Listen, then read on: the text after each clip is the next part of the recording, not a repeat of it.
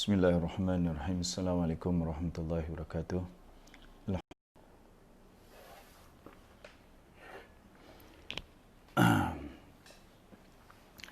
Bismillahirrahmanirrahim. Assalamualaikum warahmatullahi wabarakatuh. Alhamdulillah rabbil alamin. Wassalatu wassalamu ala nabiyina Muhammadin wa ala alihi washabbihi ajmain. Allahumma 'allimna bima yanfa'una wanfa'na lam tana wa zidna ilma wa dhakkirna bima nasina wa la haula wa la quwata illa billah. Amma ba'd. Alhamdulillah, tuan-tuan, kita panjat puji dan syukur kita kepada Allah Subhanahu Wa Taala, dan kita mohon pengampunan Allah Subhanahu Wa Taala atas segala dosa kesalahan kita. Kita mohon perlindungan Allah Subhanahu Wa Taala daripada kejahatan diri kita sendiri. Kita mohon agar Allah Subhanahu Wa Taala memberi kita kefahaman dalam ayat-ayat yang kita akan baca. Insya-Allah Taala untuk tazkirah kita pada kali ini kita akan teruskan sambung surah Al-Mulk mula daripada ayat yang ketiga. A'udzubillahi minasyaitonirrajim. Bismillahirrahmanirrahim. Alladzi khalaqa sab'a samawatin tibaqa ma tara fi khalqir rahmani min tafawut farji'il basara hal tara min futur thumma rji'il basara karratayn yanqalib ilaykal basaru khasi'an wa huwa hasir. وَلَقَدْ زَيَّنَّا السَّمَاءَ الدُّنْيَا بِمَصَابِيحَ وَجَعَلْنَاهَا رُجُومًا لِلشَّيَاطِينِ وَأَعْتَدْنَا لَهُمْ عَذَابَ السَّعِيرِ وَلِلَّذِينَ كَفَرُوا بِرَبِّهِمْ عَذَابُ جَهَنَّمَ وَبِئْسَ الْمَصِيرُ. Sadaqallahul Azim. Allah Subhanahu Wa Taala memperingati kita, ingatkan kita tentang kekuasaannya. Di antara Allah sambung lagi. Semalam kita dah mendengar tentang kuasa Allah Subhanahu Wa Taala menghidup dan mematikan. Sekarang pula adalah kuasa Allah Subhanahu Wa Taala dalam penciptaan Allah Subhanahu Wa Taala.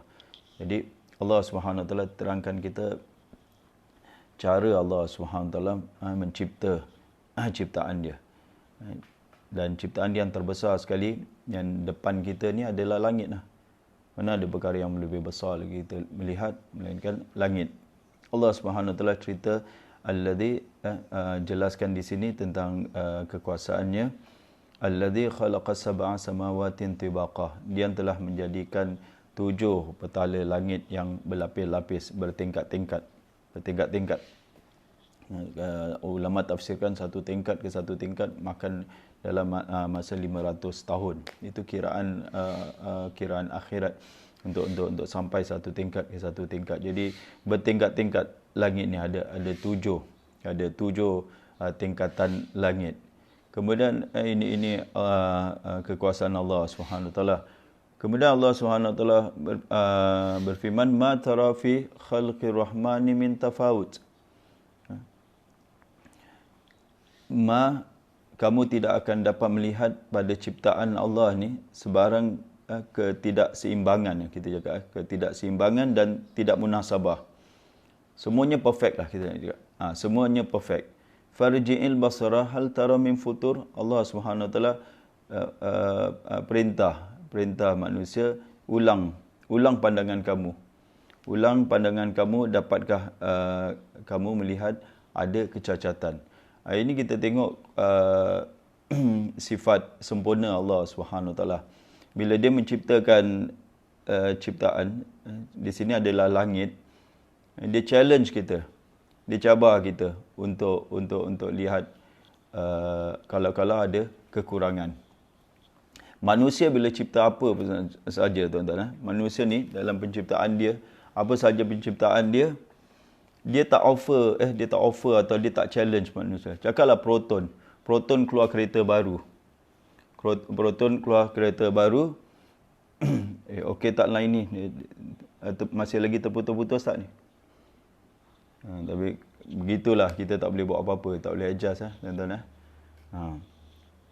Jadi contohlah proton keluar kereta baru, dia akan display dan dia akan cakap apa dia punya keistimewaan saja. Kereta baru ni apa keistimewaan dia. Dia ada challenge, tuan-tuan. Dia ada challenge orang-orang yang buat review ni. Orang-orang yang buat review ni, kamu cari ada kecacatan tak dalam, cuba cari kecacatan dalam kereta yang baru kita keluar ni. Tak ada. Kalau dia tak offer, dia tak challenge, dia tak offer orang cari kecacatan, ramai yang dah akan bagi bad review. Tak, itu dia tak challenge lagi. Kalau dia challenge, cuba cari kalau ada kecacatan dalam keluaran kereta keluaran kita ni pada kali ni. Kalau dia offer lagi, kalau dia cabar lagi teruk lagi. Tak cabar je dah teruk kena. Macam-macam kekurangan kita cakap, macam-macam kekurangan. Berlainan dengan Allah Subhanahu Wa Taala. Itu manusia, mana manusia pun tuan-tuan, dia kalau mencipta sesuatu atau membuat sesuatu, mereka sesuatu, dia tak offer manusia cari dia punya kecacatan. Kita sajalah apa yang kita buat, kau pergi cari ada flaws tak? Ada kekurangan tak? Ada tak ada. Tapi Allah Subhanahu Wa Taala, bila Allah Subhanahu Wa Taala cipta langit, Allah Subhanahu Wa Taala challenge kita. Bagi lihat kalau ada kecacatan, kalau ada ketidakseimbangan, kalau ada kekurangan, kalau ada perkara-perkara yang tidak munasabah, Allah challenge kita. Ini nak tengok kehebatan Allah Subhanahu Wa Taala, keagungan Allah Subhanahu Wa Taala apabila Dia mencipta. Jadi perfect betul. Allah challenge kita, boleh jadi. Bukan itu lagi, ayat yang seterusnya Allah challenge, kemudian ulang lagi. Ulang sampai sepanjang hidup kamulah. Ulang pergi lihat kalau ada kecacatan, pergi cari kecacatan. Allah suruh kita cari. Allah cabar kita cari kecacatan, cari kekurangan pada penciptaan Dia. Allahu Akbar. Ini kita tengok hebatnya Allah Subhanahu Wa Taala sebagai yang Maha Mencipta lah, kita cakap Maha Mencipta Al-Khaliq, Maha Mencipta Al-Khallaq, benar-benar mencipta. Allah cakap, kamu akan hampa nanti, kamu akan hampa, mata kamu akan lemah, lemah lesu, tenaga kamu akan habis. Kalau sepanjang hidup pun kamu mencari kecacatan, kamu tak akan jumpa kecacatan yang kami cipta. Itu kita tengok hanya Allah Subhanahu Wa Taala boleh declare macam gitu. Hanya Allah Subhanahu Wa Taala boleh cabar manusia. Manusia sesama manusia memang takut untuk nak cabar orang, cari kecacatan. Itu satu kita tengok hebatnya dan sempurnanya penciptaan Allah Subhanahu Wa Taala. Kemudian ayat seterusnya Allah Subhanahu, ini kita nak tengok kita nak tengok betapa kayanya Allah Subhanahu Wa Taala. Kita nak tengok betapa kayanya Allah Subhanahu Wa Taala. Ulama kata di sini, walaqad zayyana sama'ad dunya bimasabih. Dan demi sesungguhnya kami telah menghiasi langit ad-dunya, langit dunia, langit terdekat lah, langit yang kita lihat ni. Langit yang kita lihat ni yang paling dekat sekali. Dia ada 7 lapisan, ini yang paling terdekat sekali. Dipanggil langit dunia. Langit dunia ataupun langit yang terdekat. Allah hiasi dengan apa? Dengan masabih. Dengan bintang-bintang. Bintang-bintang, dan ada yang tafsirkan dengan planet-planet semua. Tuan-tuan.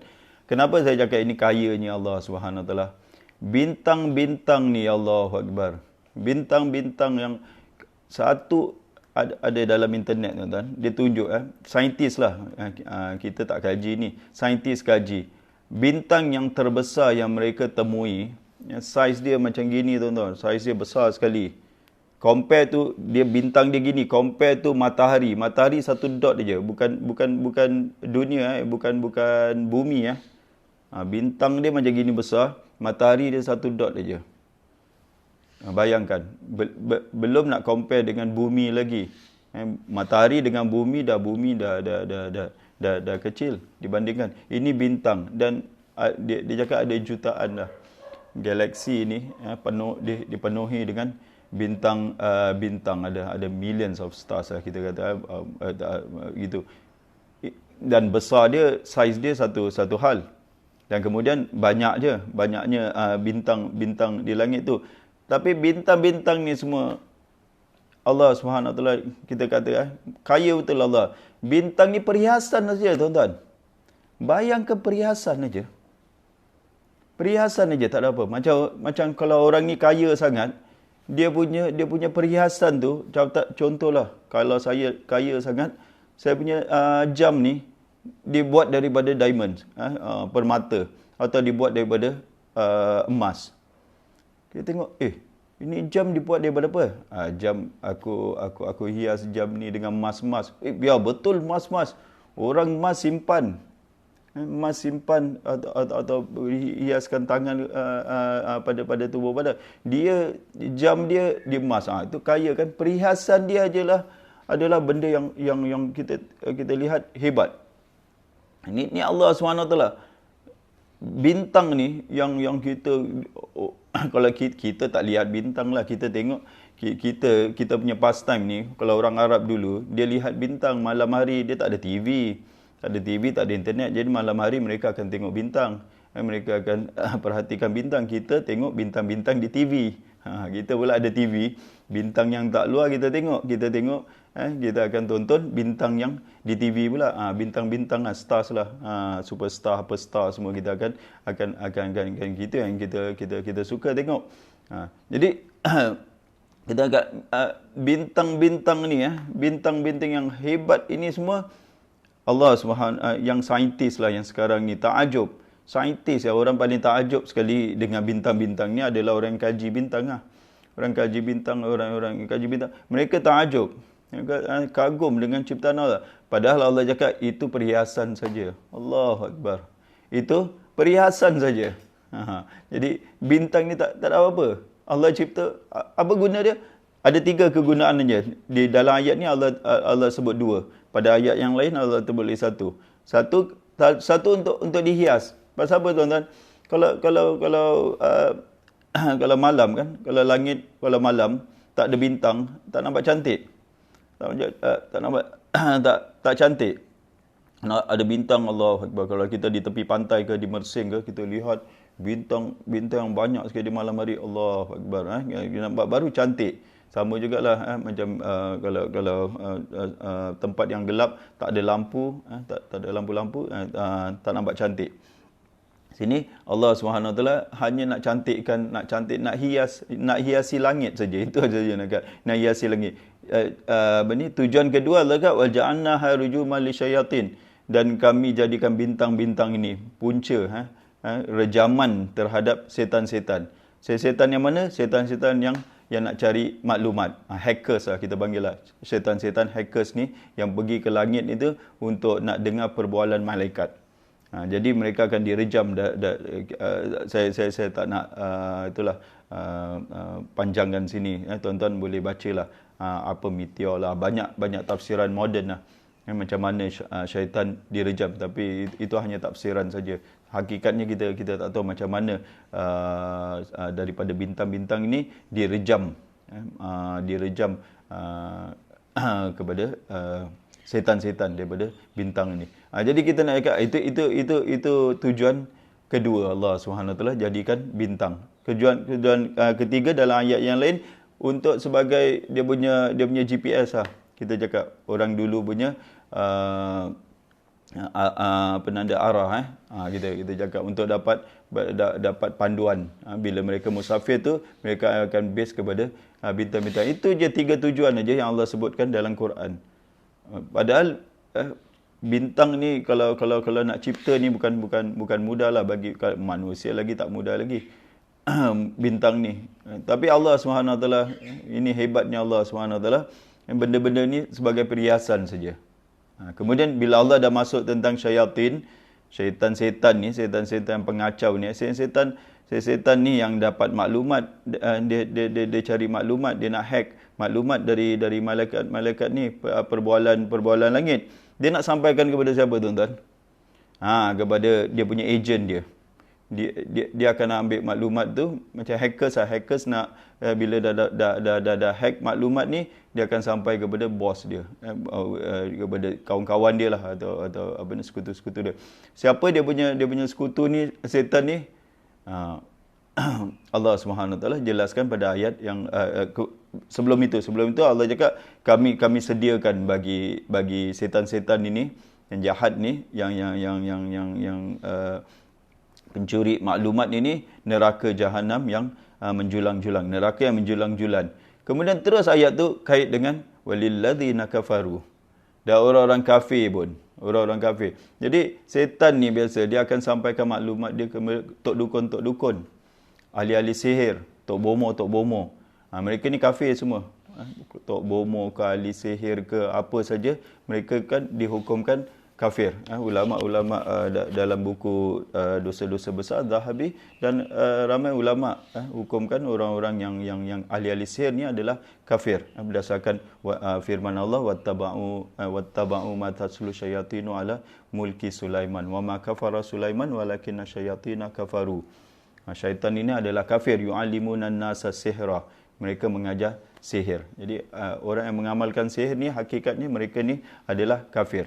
Jadi dia kalau setan itu dah masuk neraka, Allah sediakan bagi setan-setan ni. Setan ni menyampaikan maklumat aja, menyampaikan maklumat, dia sampaikan maklumat kepada orang-orang kafir yang terima maklumat itu, yang dapat maklumat itu. Maklumat pun bohong, kata Nabi sallallahu alaihi wasallam.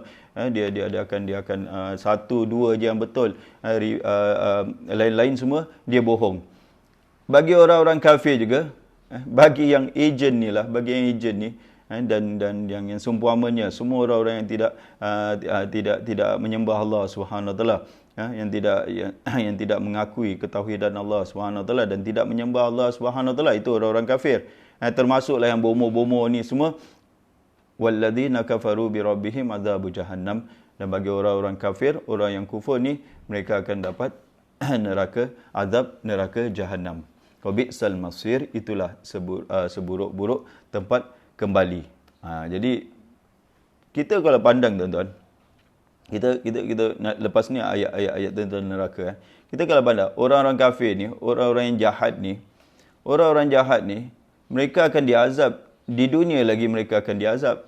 Lepas tu di akhirat pun mereka akan diazab. Macam setan tadi, macam setan-setan ni. Apa azab mereka di dunia ni, di alam dunia lah. Di alam dunia ni mereka akan dilempar dengan bintang-bintang ni. Mereka akan direjam daripada bintang-bintang ni, mereka akan direjam dengan api, apa sajalah. Mereka akan direjam. Lepas direjam, mereka akan diazab di akhirat. Jadi orang yang tak taat kepada perintah Allah Subhanahu Wa Taala, mereka ni diseksa di dunia, di akhirat kena lagi. Saya buat contoh lah tuan-tuan. Saya buat contoh orang yang tak solat. Orang yang tak nak solat lah, bukan alasan dia malas ke. Dia tak nak solat. Dia tak nak bertaubat daripada tak solat. Kalau hukuman Islam dia dihukum bunuh. 4 mazhab, semua mazhab cakap orang yang ingkar, orang yang tak nak solat, maka hukuman dia adalah dibunuh. Bila dibunuh di dunia ni, hukuman dia dibunuh. Lepas tu di akhirat nanti kenapa? Kena azab lagi. Dua-dua kena. Tak boleh lari. Itu menakutkan kita tuan-tuan daripada nak buat maksiat. Nak buat maksiat ni di dunia kena seksa juga. Jangan ingat kita lepas di dunia ni. Sekecil-kecil maksiat ke apa saja maksiat itu di dunia macam-macam lah siksaan Allah Subhanahu Wa Taala, bagi azab Allah Subhanahu Wa Taala di dunia ni. Kalau dijalankan hukum Islam, maka orang tu dibunuh, lepas tu bila balik di akhirat lagi kena teruk lagi. Dah mati kena teruk lagi. Apa sajalah pembunuh, kalau ditangkap akan dibunuh, dia dah dibunuh, lepas tu dicampak ke neraka jahanam. Jadi dunia akhirat ni, ini yang kita takut, kita takut akan maksiat. Walaupun maksiat dosa ni dia ada azab dia di dunia ni. Di dunia dia azab. Dan kalau kita tak bertaubat, di akhirat kena lagi. Dua-dua kena. Kalau orang kafir, orang yang tak nak beriman kepada Allah. Zaman Abu Bakar, orang yang tak bayar zakat saja. Orang yang tak bayar zakat dibunuh semua. Diperangi. Bila perang apa tuan-tuan? Mana ada perang dia nak perang dibunuh. Mereka dibunuh. Tak bayar zakat. Kalau sekarang zaman kita ni, siapa yang tak bayar zakat ni, kalau betul-betul dibunuh, diperangi. Diperangi orang yang tak nak bayar. Ini engkar lah. Ini saya nak kata orang yang engkar. Bukan terlupa, bukan tak ingat, bukan tak tahu. Lain lah, itu lain lah. Tapi engkar. Dia engkar, memang tak nak bayar zakat. Diperangi oleh Abu Bakar. Sayyidina Abu Bakar perang mereka. Orang yang tak bayar zakat. Lepas tu bila dah mati mereka itu, dihantar ke akhirat. Allah Subhanahu Wa Taala akan seksa, akan teruskan seksaan mereka di akhirat. Jadi siapa orang yang ingkar? Kafir ni, istilah dia adalah ingkar. Orang yang ingkar kepada hukum Allah Subhanahu Wa Taala, ingkar untuk beribadat ingkar untuk taat kepada Allah Subhanahu Wa Taala. Di dunia dia kena, dia kena. Siapa sajalah kalau dijalankan hukum Islam ni, orang yang berzina akan dikena. Orang minum arak akan diazab, akan diseksa di dunia ni. Jadi dia dapat dua-dua seksaan, di dunia dan di akhirat. Di akhirat.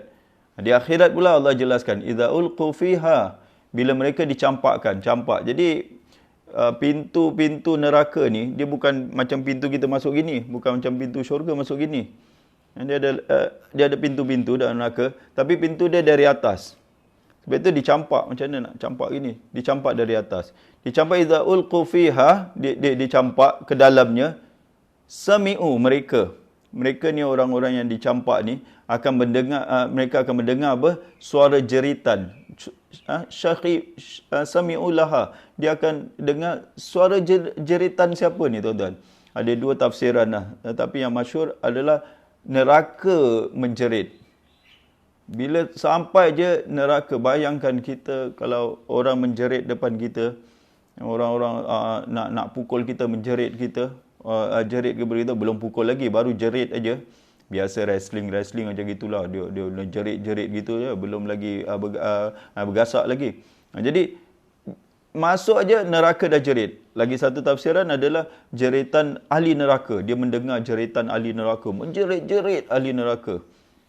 Bayangkan itu saya cakap, kalau satu taman kita malam hari kita dengar sana sini jeritan, tak boleh tidur kita.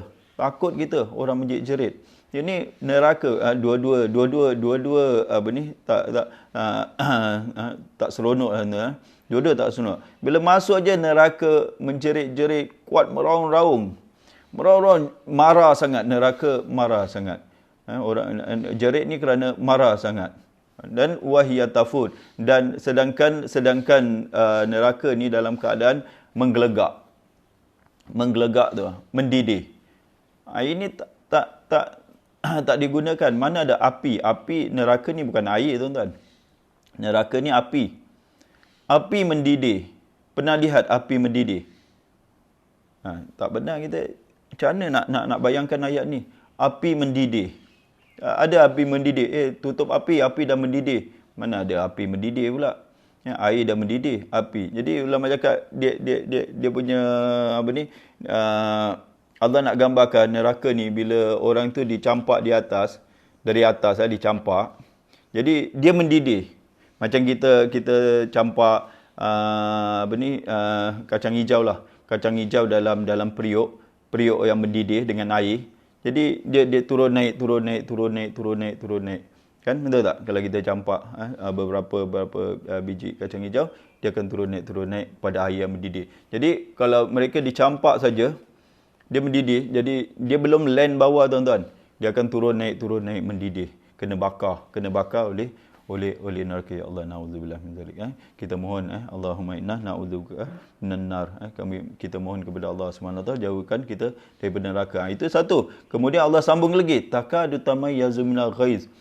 Hampir neraka itu pecah, hancur, berkecai.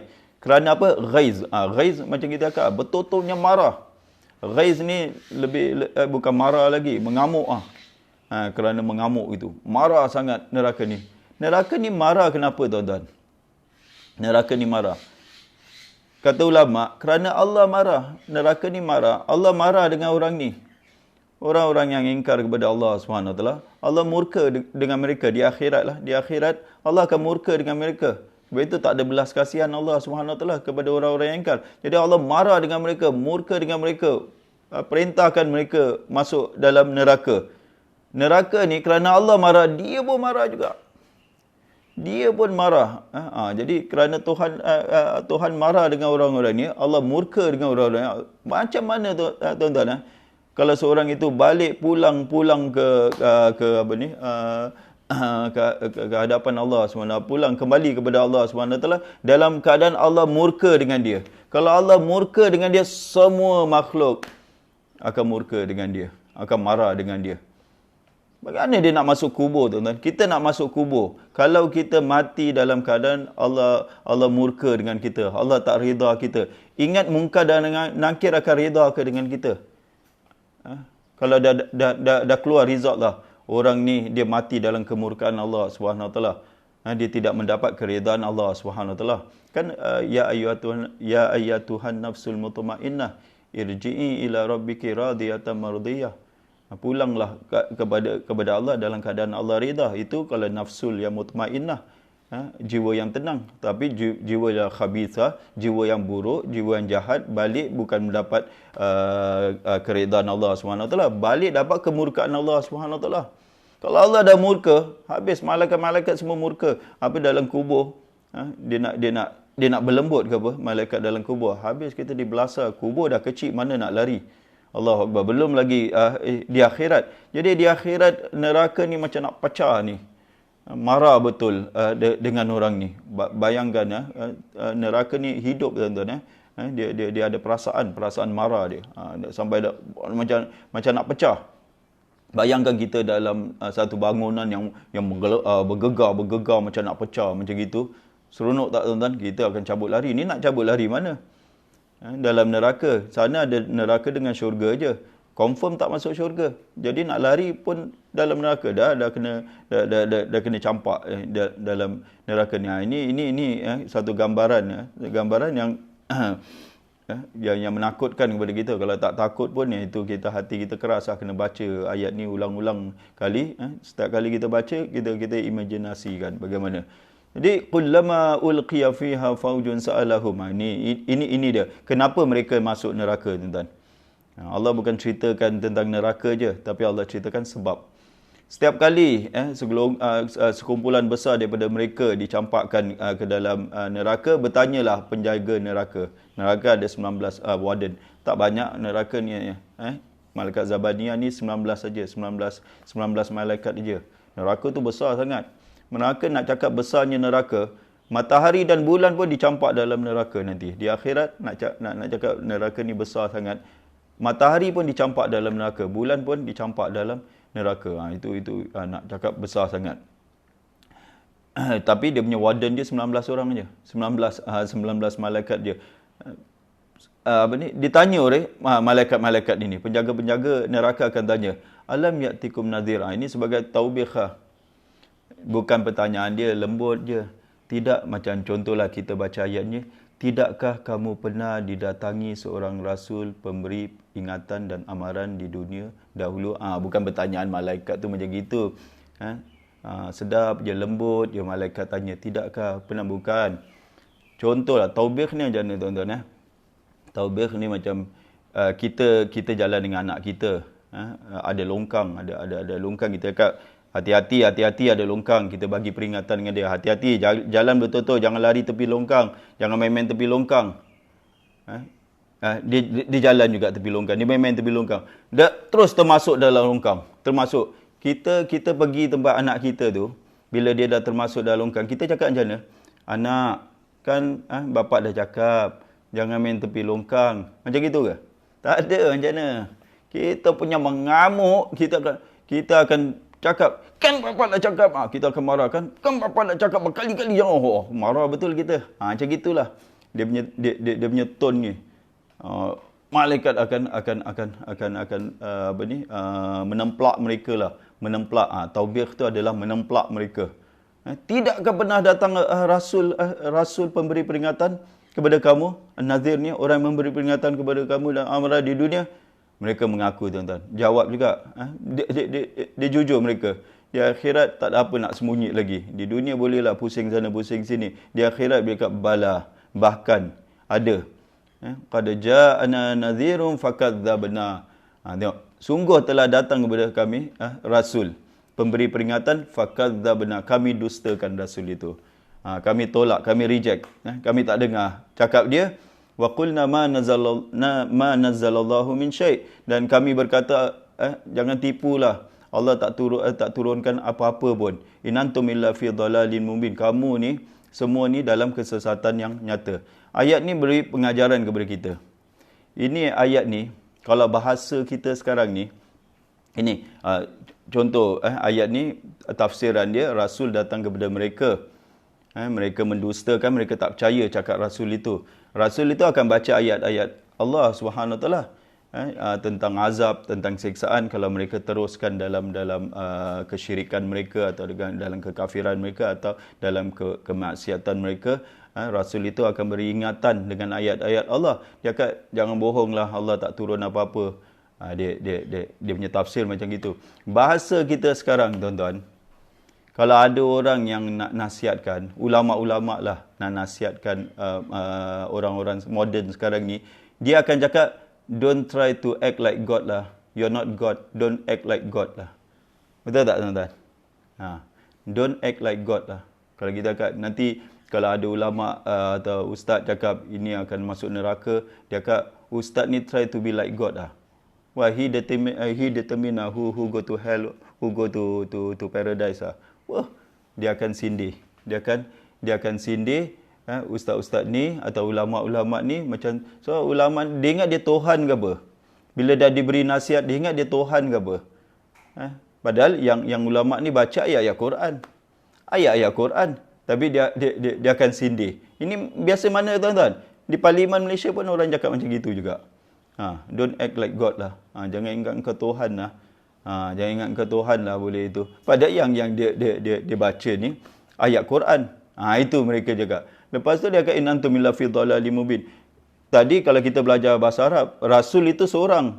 Tapi mereka cakap in antum. Antum tu ramai. Kenapa ramai? Dia bukan tuduh Rasul itu dalam kesesatan yang besar. Bukan kesesatan lagi, kesesatan yang besar. Pengikut dia pun dituduh dalam kesesatan yang besar. Dengan kita sekali tuan-tuan. Dahlah dia tak percaya dengan Nabi Muhammad sallallahu alaihi wasallam. Tapi dengan kita pun dalam sesat dia kata. Kita pun dalam kesesatan dengan pengikut dia. Jadi ini ulama cakap kalau dulu Rasul pemberi peringatan. Rasul. Sekarang ni Rasul dah tak ada. Dah habis Rasul. Siapa ganti tempat Rasul tuan-tuan? Ulama-ulama. Ulama-ulama yang mengganti warasatul anbiya. Ulama-ulama yang, jadi kalau orang mendustakan, tak ikut dengan cakap ulama ni, dia pun sama juga. Dia pun akan dalam ketaatan lah, yang ulama perintah mereka dalam ketaatan, mereka pun akan mendapat nasib yang sama. Kemudian menyesal pula. Bahasa menyesal akan tindakan mereka ni. Wa qalu law kunna nasma'u. Mereka berkata, baru menyesal, kalaulah dulu kami dengar. Ini dengar pun tak nak. Orang yang diberi nasihat, kadang degil sangat. Diberi nasihat, dia tak dengar pun tak nak. Dengar pun tak nak. Bila tak nak dengar, lepas tu au naqilu, dia tak nak dengar atau dan dia terjemah tak nak dengar, dan alis dia tak nak, aku tak nak dengar lah. Nanti aku fikirkan lah. Nanti aku fikirkan. Dia tak nak dengar, nanti boleh tahan lagi lah. Ini dua-dua tak nak dengar dan tak nak fikir. Tak nak memahami. Jadi dia cakap kalau dulu kita duduk, kita dengar betul-betul apa yang Rasul pemberi peringatan itu cakap tu, ma kunna fi ashabis sa'ir. Tentulah kalau dia punya ayat macam ni, kalaulah kami dengar dan kami fikirkan, kami memahami apa yang dicakap oleh pemberi peringatan itu, tentu kami akan beribadat kepada Allah. Tentu kami akan taat, tentu kami akan tinggalkan maksiat. Dari itu tentulah kami tidak termasuk kalangan ahli neraka. Itu dia punya ayat tu. Kalau dengar kan dia insaf, dia taubat. Dia tu. Ni dengar pun tak nak. Ini masalah kita ni, terutama anak-anak muda ni. Dengar pun tak nak. Tak nak pergi kuliah pun. Kuliah pun tak nak dengar. Satu minggu straight tak ada dengar pun peringatan. Tak ada dengar pun peringatan. Satu minggu straight. Dari mana, macam mana nak insaf, macam mana nak bertaubat, macam mana nak kembali kepada Allah Subhanahu Wa Taala? Tak nak dengar. Dia ingat it's okay tau. Satu minggu. Sebab itu adanya seminggu sekali khutbah Jumaat untuk bagi peringatan. Tapi dalam khutbah pun dia tidur juga. Semasa khutbah, khatib bagi khutbah, dia tidur. Jadi satu minggu straight. Bukan satu minggu, satu bulan, satu tahun. Terus. Kalau kita tanya kepada budak-budak muda ni lah, takut ni mereka lah ni. Ada join kuliah mana-mana tak satu minggu? Ada pergi masjid mana-mana, surau mana-mana, duduk kuliah yang awak duduk tiap-tiap minggu? Tak ada pun. Tak ada. Kalau tak dengar tuan-tuan, kalau tak dengar dan tak nak faham, tak nak fikirkan tentang peringatan Allah Subhanahu Wa Taala, ini takut-takut ini. Dia lalai, masuk dia dalam neraka. Nauzubillah, kita takut macam ni. Ustaz cakap macam ni, nanti dia akan ustaz ingat ustaz masuk syurga ke? Bukan kita takutlah bila kita baca ayat-ayat ni. Kita takut kita act sama saja. Kita dah diberi peringatan. Kalau kamu tak dengar, kalau kamu tak nak dengar peringatan daripada Allah, kalau tak nak fikirkan ini, kamu akan termasuk golongan ahli neraka. Dah Allah bagi terang-terang depan kita ni, peringatan ni. Ini takkan tak jelas ayat ni, tuan-tuan?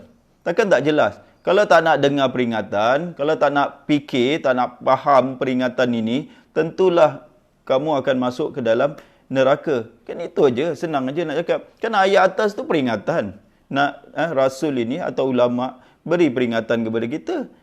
Peringatan ini tanfa'ul mu'minin, kata Allah. Bermanfaat kepada orang beriman. Orang beriman bila dapat peringatan, kalau dia melakukan maksiat atau melakukan perkara yang bercanggah dengan syariat Allah, dia tinggalkan. Cepat-cepat dia tinggalkan, dia insaf, dia bertaubat kepada Allah Subhanahu Wa Taala. Itu peringatan. Kalau dia slack sikit dalam ibadat dia kepada Allah, solat lewat, tak bayar zakat begini, bila dapat peringatan takut. Cepat-cepat dia akan. Peringatan itu berguna. Ini peringatan pun tak nak dengar, tak pergi belajar. Allahu Akbar. Jangan cakap anak-anak siapa, anak-anak kita, tuan-tuan. Tanya dengan diorang, mana ada dengar. Benda-benda lain boleh, kelas-kelas boleh dengar lecture sampai berjam-jam, lecture tentang sains, tentang geografi, tentang apa boleh dengar. Tapi nak dengar peringatan Al-Quran, nak dengar peringatan daripada agama ni, punya susah. Nak kena paksa diorang, tuan-tuan.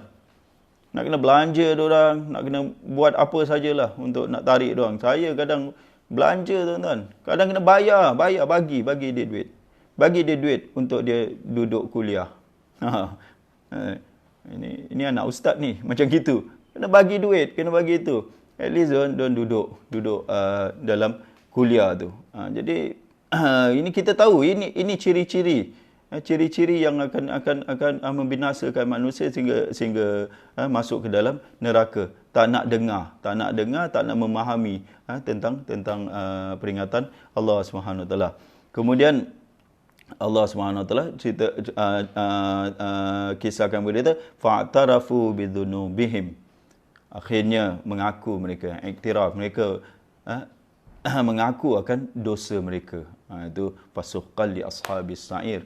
Dah tak ada rahmat Allah, mengakulah, bertaubatlah, menyesallah, keluar air mata darah pun, dah tak ada rahmat Allah Subhanahu Wa Taala. Maka fasuqqal ini jauhlah mereka dari rahmat Allah Subhanahu Wa Taala. Ahli neraka ni jauhlah mereka daripada rahmat Allah. Ada rahmat Allah di dunia ni. Di dunia, menyesal di dunia, jangan menyesal di akhirat. Orang Melayu cakap menyesal dahulu peribahasa kita, menyesal dahulu berpendapatan, menyesal juga tak berguna. Ini kalau menyesal di akhirat, betul-betul punya menyesal lah, tuan-tuan. Betul-betul punya menyesal pasal tak ada U-turn. Tak dapat rahmat Allah. Kemudian setelah Allah sikit, tuan-tuan, kita tambah sikit masa sikit. Setelah Allah Subhanahu Wa Taala jelaskan kepada kita tentang orang-orang yang kufur, orang yang ingkar, ahli maksiat ni, Allah Subhanahu Wa Taala jelaskan kepada kita siapa yang dapat syurga. Ni setelah Allah jelaskan kepada kita. Biasanya dalam Quran Allah balance, tuan-tuan. Kalau ada cerita tentang ahli neraka, ada cerita tentang ahli syurga. Kalau ada cerita tentang ahli syurga, ada cerita tentang ahli neraka. Allah SWT jelaskan siapa yang dapat syurga Allah SWT. Siapa dapat pengampunan Allah? Innal ladzina yakhshawna rabbahum bil ghaib. Sungguhnya orang yang yakhshaw, orang yang takut akan Tuhan mereka bil ghaib. Bil ghaib ni ada dua tafsiran. Semasa mereka tidak dilihat orang, bila mereka bersendiri, ataupun semasa mereka tidak melihat Tuhan atau tidak melihat azab Allah SWT. Ghaib ni dia boleh bersendiri, ataupun dia tidak ghaib azab Allah. Dia takut nak buat maksiat bila dia bersendiri. Lahum maghfiratun wa ajrun kabir. Bagi mereka maghfirah Allah Subhanahu taala. Dengan sikap macam gini aja, sifat yang ada pada gini aja, mereka akan dapat maghfirah Allah, mereka akan dapat pahala yang besar, iaitu syurga. Sebelum masuk syurga, Allah Subhanahu taala bersihkan mereka, hapuskan atau tutup segala dosa mereka, beri mereka pengampunan, lalu dimasukkan ajrun kabir, itu adalah syurga Allah Subhanahu taala. Jadi nak tunjukkan kepada kita di sini, kita nak test, kita nak lihat kita ni orang yang takut kepada Allah ke tidak. Takut ni lebih tinggi, khasyah ni lebih tinggi daripada khauf. Khauf dah takut, ini sangat takut. Nak takut adalah bila kita bersendirian. Bila kita bersendirian, kita nilai diri kita. Takut ke tidak dengan Allah Subhanahu taala. Kalau depan orang ni, itu bukan dia punya ujian dia, bukan dia punya test dia. Dia bila test dia seorang aja. Contohlah kita depan-depan orang ni, depan-depan anak ni, kita tak tengok movie-movie. Movie Hollywood ni semua kita tak tengok. Fox TV ke, apa TV ke, kita tak tengok HBO ke, apa semua kita tak tengok depan. Segan aku depan menantu, depan itu. Tapi bila tempat hotel seorang, check in hotel seorang aja. Satu orang pun tak ada. Hotel biasa apa? TV sebesar-besar depan. Channel dia pula apa? Rumah tak ada Astro. Sekarang buka, ada Fox movie lah. Ada HBO lah. Ada ini, ada itu. Tengah penat ni balik. Agaknya macam mana tuan-tuan? Wah, ini dah lama tak tengok bintang ini, star-star ni, filem-filem star ni. Bila seorang aja, bila bersendirian, semuanya kopiah pun buang tepi. Kopiah terus buang tepi. Bila memang orang tak takut Tuhan lah, dia kata. Orang tak ada pengampunan, tak dapat pengampunan Allah lah. Kalau aja nak dapat pengampunan Allah sendiri. Kalau orang ni tuan-tuan, buat contoh lah, saya buat contoh. Kalau orang ni pukul 3 pagi dia stop depan traffic light merah lah. Dia berhenti. Pukul 3 pagi ni tak ada orang. Agaknya pukul 3 petang dia akan berhenti tak? Kalau 3 pagi dia berhenti, pukul 3 petang dia akan berhenti. Tapi yang berhenti maaf tuan-tuan, tergendala. Biasalah line tak ada. Kalau yang berhenti pukul 3 pagi, pukul 3 petang dia confirm berhenti traffic light. Tapi yang berhenti pukul 3 petang ni tak confirm lagi dia akan berhenti pada pukul 3 pagi. Nak test diri kita sama ada kita takut dengan Allah ke tidak bila kita bersendirian, tuan-tuan. Bila kita bersendirian. Jadi real, dia punya takut real punya. Bersendiri pun dia takut dengan Allah.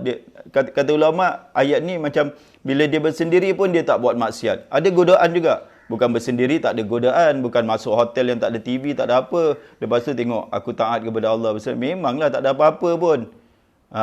Memang tak ada apa-apa. Kita tengok, kita masuk hotel, tengok buka fridge, tengok beer. Tengok, aku menyampahlah aku dengan beer ni. Belilah malu. Tapi yang movie-movie okey pula.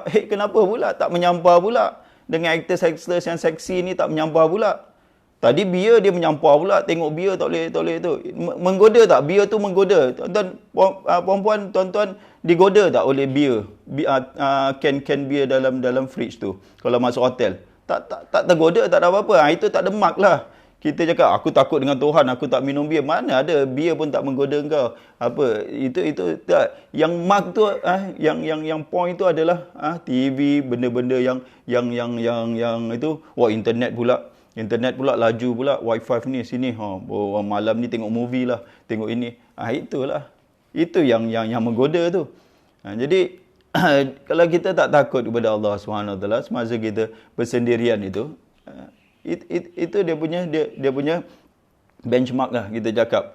Bukan di depan orang, di masjid ke, di surau ke, di depan keluarga pun tak adalah kita nak buat perkara-perkara yang maksiat. Tapi ujian dia datang bila kita bersendiri. Jadi orang ni kalau dia boleh dia boleh takut kepada Allah semasa dia bersendiri, Allah janjikan bagi dia pengampunan.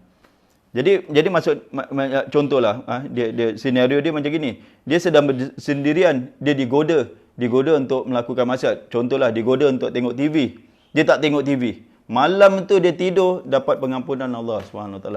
Dan kalau dia kekal dengan dia punya khasyah ni, sifat khasyah takut kepada Allah, akhirat confirm masuk syurga Allah SWT. Allah janjikan syurga di akhirat. Kalau itu di dunia dia akan dapat pengampunan Allah SWT. Tapi kalau dia tak takut dengan Allah, mana ada dapat pengampunan? Dia dah tengok dia dah buat maksiat.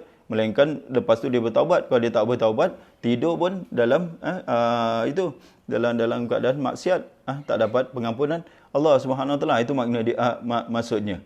Dia berbeza dengan yang tadi, yang orang yang tadi ni tak nak dengar peringatan. Bila dia dapat peringatan, dia ikut peringatan itu.